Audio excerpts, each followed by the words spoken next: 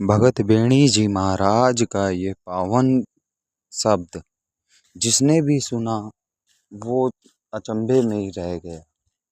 इस शब्द में भगत बेणी जी महाराज जी ने ये बताया हमें कि गर्भ से लेकर हमारे शरीर त्यागने तक हमारे साथ क्या क्या होता है और क्या क्या होना नहीं चाहिए। इसी बीच हमें बताया गया कि जब इंसान का जन्म होता है तो लोग बर्थडे मनाते हैं, कहते हैं जन्मदिन मनाते हैं। जन्मदिन हमारा वो नहीं होता जो हम सब मनाते हैं। जन्मदिन हमारा वो होता है जो आज तक किसी को पता ही नहीं है।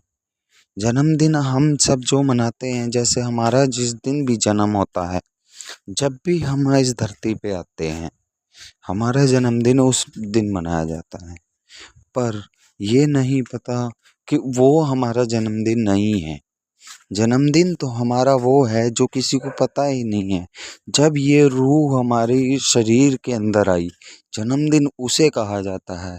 पर ये तो किसी को पता ही नहीं है, ना ही माँ को, जिसकी गर्भ में कोई बच्चा है उसको उस भी नहीं पता लगता कि इसका जन्मदिन कब है। और भगत बेणी जी महाराज कहते हैं कि हमेशा हमें जन्मदिन जब मनाना चाहिए जब हमें पता हो।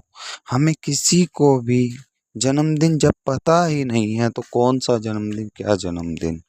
और आजकल जो सब जन्मदिन मना रहे हैं वो किसी बात से मतलब नहीं रखता।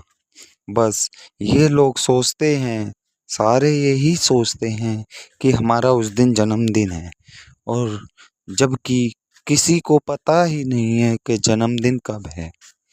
और भगत बेणी जी महाराज जी ये भी कहते हैं, जब किसी को भी ये पता है कि ब्रह्मांड कब बना था, ब्रह्मांड कब बना था, कौन से महीने में बना था, कौन से दिन बना था, कौन से वार बना था, जबकि 12 महीने हैं, साल में 12 महीने होते हैं। 12 महीने में से कौन से महीने में बना था? जून में बना था, जुलाई में बना था, जनवरी में बना था, फरवरी में बना था, या दिसंबर में बना था, या नवंबर में बना था, ये बात किसी को नहीं पता। या सोमवार को बना था, वीरवार को बना था, मंगलवार को बना था, इतवार को बना था, ये चीज़ किसी को नहीं पता। ना कि ये पता है कि कौन से मावस पे बना है, कौन से ऋतु में बना है, किसी को कुछ भी नहीं पता। बल्कि हमें जब यही नहीं पता तो हमें जन्मदिन क्या क्या मनाते हैं हम? जन्मदिन का कहाँ से पता लगे जब हमें यही नहीं पता कि हम हमारा ब्रह्मांड कब बना था, तो हम क्या जन्मदिन मनाते हैं। इसी बात को लेकर आज इस शब्द में, पावन शब्द में यही बताया गया है कि माँ के गर्भ से लेकर जीवन त्यागने तक का सफ़र क्या है। अब हम स्टार्ट करते हैं इसी शब्द को। ये शब्द जिसने भी सुना है, जिसको भी अच्छा लगे, वो हमारे चैनल को सब्सक्राइब करना, वीडियो को लाइक करना और ज़्यादा से ज़्यादा से वो शेयर करना। और इसमें जिसको भी शब्द अच्छा लगे, हमारी हाथ जोड़कर विनती है, कमेंट में राधा स्वामी जी ज़रूर लिखें। राधा स्वामी जी। इस शब्द में ये कहा गया है कि जब हम रूह हमारी रूह हमारी माँ के गर्भ में आती है, तब हम उल्टे लटके हुए होते हैं। हमारा शरीर उल्टा लटका हुआ होता है और हमारा ध्यान हमेशा परमात्मा से जुड़ा हुआ होता है। और हम परमात्मा को यही कहते रहते हैं कि हे परमात्मा, हे निराकार, मुझे इस गंदगी से बाहर निकाल। और हमारा ध्यान हमेशा एक ही तरफ रहता है, हे निराकार, मुझे इस गंदगी से बाहर निकाल। मैं हमेशा तेरा ध्यान रखूँगा, तेरा ही ध्यान करूँगा। पर हम ये चीज़ भूल जाते हैं जब हम ये हमें ये नहीं पता निराकार हमारे ऊपर हमेशा आशीर्वाद रखता है, क्योंकि जिस दिन उसने हाथ हटा लिया हमारे सर से, उस दिन हम हमारी श्वास ही नहीं रहेगी। हम बस हमारे साथ ये होगा कि सफाई हो जाएगी। हम जीवन में पैर रख ही नहीं पाएंगे, धरती ब्रह्मांड में पैर रख ही नहीं पाएंगे। और हम इसीलिए कहते हैं निराकार हमारे ऊपर हाथ रखते हैं हमेशा। और हम जब अंदर गर्भ जोन में होते हैं, हम यही कहते हैं, हे परमात्मा मुझे इस गंदगी से बाहर निकाल, अपनी कृपा बरसा। और जब हमारे निराकार हमारे परमात्मा जी जब भी हमारे ऊपर कृपा करते हैं, हम वहाँ से बाहर आते हैं। हमारा जब हमारा पैर हमारे स्वागत होता है, हम जब उस गर्भ जोन से बाहर आते हैं तो लोग बहुत खुशियाँ मनाते हैं। उस दिन को ही हमारा जन्मदिन घोषित कर दिया जाता है। और उसी दिन सारे सोच लेते हैं कि ये आज पैदा हुआ है, आज इसका जन्मदिन है। बट पहले तो हमारा तो जन्मदिन तो पहले ही हो चुका था। जन्मदिन क्या है? जन्मदिन तो वो है ना जब हमारी रूह ने एंट्री करी थी हमारे शरीर में। पर चलो, ये चीज़ है ब्रह्मांड में, जिसको कुछ भी नहीं पता वो यही चीज़ कहेगा कि इसका जन्मदिन हुआ है। पर वो तो परमात्मा ही जानता है कि कब हमारा जन्मदिन है, उसके अलावा कोई नहीं जानता। इस ब्रह्मांड में उनके अलावा कोई नहीं जानता कि हमारा जन्मदिन कब हुआ था, हमारा जन्म कब हुआ। फिर अब हम बड़े होते हैं, हम बड़े होते हैं, थोड़ा बहुत चलने लगते हैं, फिर हमारा सब ध्यान रखते हैं। और फिर जैसे जैसे हम बड़े होते हैं, थोड़े और बड़े होते हैं, हमारे अंदर मोह माया आने लग जाती है, जिससे हमारा दिमाग परमात्मा से हटकर मोह माया में चला जाता है। पहले पढ़ाई में चला जाता है, खेल कूद में चला जाता है, और जिससे हम परमात्मा से दूर होते जाते हैं। फिर और बड़े होते हैं हम, जब हम 18 साल के आसपास हो जाते हैं, फिर हमारा ध्यान कामों में लग जाता है, गलत कामों में लग जाता है। गलत जगह जहाँ पैर नहीं चलने चाहिए हमारे, वहाँ चलने लग जाते हैं। जहाँ हमारे हाथ नहीं चलने चाहिए, वहाँ हाथ चलने लग जाते हैं। जहाँ हमारा मुंह नहीं जाना चाहिए, हमारी जीभ नहीं जानी चाहिए, हमारी वहाँ जीभ चली जाती है। जहाँ हमें देखना नहीं चाहिए, वहाँ गंदी गंदी चीज़ें देखते हैं। जहाँ हमें जो चीज़ सुननी नहीं चाहिए, वही चीज़ हम सुनना पसंद करते हैं। ये कलयुग है, इसीलिए कहते हैं इसमें कोई भी भगवान को याद ही नहीं करता। जबकि हम जब गर्भ जोन में थे, हमने परमात्मा को कहा था कि हम हमेशा आपको ही याद करेंगे, हम आपसे ही जुड़े रहेंगे।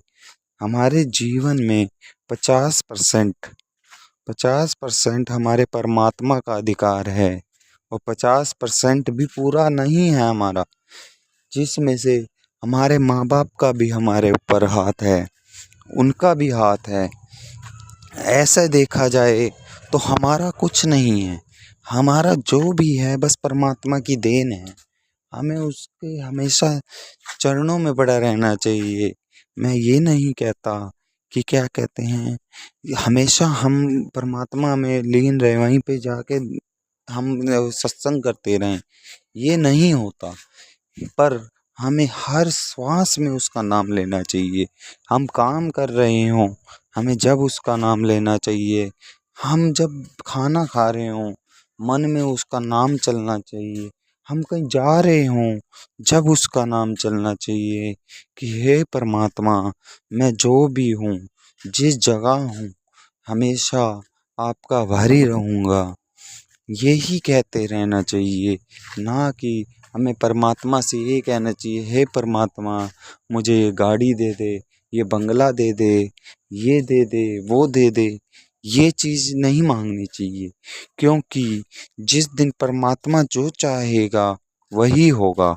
आप कुछ भी मांग लेना, क्या पता परमात्मा ने आपको कोठी देनी हो और आप एक कमरा मांग लो, या परमात्मा ने आपको बड़ी गाड़ी देनी हो, आप साइकिल मांग लो, बाइक मांग लो। इससे भी ये दिक्कत होती है।